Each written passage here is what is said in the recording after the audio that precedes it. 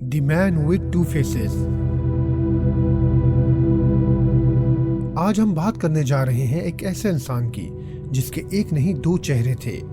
Edward मोर्ड्रैक 1890 में बहुत ही अमीर खानदान में पैदा हुआ। उसकी पैदाइश से पहले उसकी दो बहनें भी थी। जब वो पैदा हुआ तो बहुत खुशियां मनाई गई, मिठाइयां बांटी गई, मगर जब नर्स उसे लेबर रूम से बाहर लाई तो लोग खौफ में मुब्तला हो गए, क्योंकि इस बच्चे के दो चेहरे थे।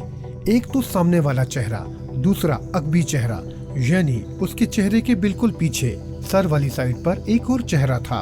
नीज इंसानी खराबी की सबसे ज्यादा उदास कहानियों में से एक कहानी एडवर्ड मोर्ड्रैक की थी।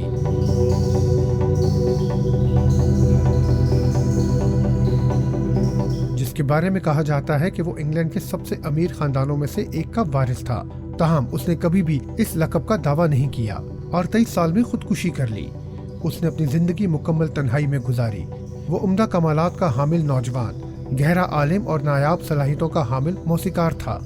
उसकी शक्ल उसके फजल के लिए काबिल जिक्र थी और उसका चेहरा, यानी कहने के लिए उसका कुदरती चेहरा, बहुत जाज़बे नजर था। लेकिन उसके सर के पिछले हिस्से पर एक और चेहरा था, शैतान जैसा घुनौना। खोपड़ी के पिछले हिस्से के सिर्फ एक छोटे से हिस्से पर काबिज था।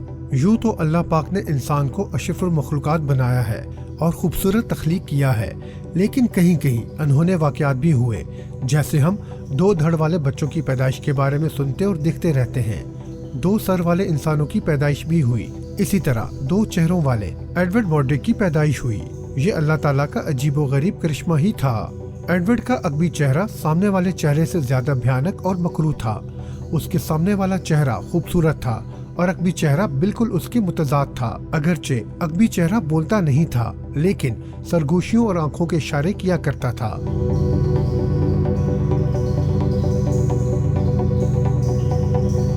एडवर्ड मोर्ड्रैक एक नवाब खानदान का चश्मो चिराग था। खुद शक्ल नजर आने वाला एडवर्ड का अकबी चेहरा इतना ही बदशक्ल था, बल्कि इस चेहरे के उतार चढ़ाव भी उसके अपने मिजाज से मेल न खाते थे। सर के पीछे वाला ये चेहरा न खाता था, न पीता था और न ही बोलने की सलाहियत रखता था, लेकिन ये रोता और हंसता था। ये अजीबो गरीब तासरात देता था। ये मकरूह हंसी हंसा करता था। अगरचे एडवर्ड और उसके खानदान वालों ने डॉक्टरों से राब्ता करके वक्तन फवक्तन कोशिश की कि किसी तरह अकबी चेहरे को खत्म करवा दिया जाए, लेकिन बदकिस्मती से ऐसा मुमकिन न हुआ। डॉक्टर्स का कहना था कि इस तरह एडवर्ड की मौत वाक़या हो सकती है। एडवर्ड इंतहाई परेशान था। उसका कहना था कि ये पीछे वाला चेहरा मुझे सारी रात सोने नहीं देता। ये रात को खौफनाक किस्म की सरगोशियां करता है। जैसे जैसे एडवर्ड जवान होता गया, ये चेहरा मजीद भयानक होता गया और इसकी हरकत भी इतनी बेहुदा होती चली गई। एडवर्ड इस सूरत हाल से निहायत परेशान था।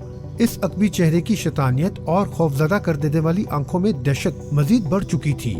ये चेहरा हर आते जाते शख्स को घूरता रहता और अजीबो गरीब अंदाज से बड़बड़ाता रहता।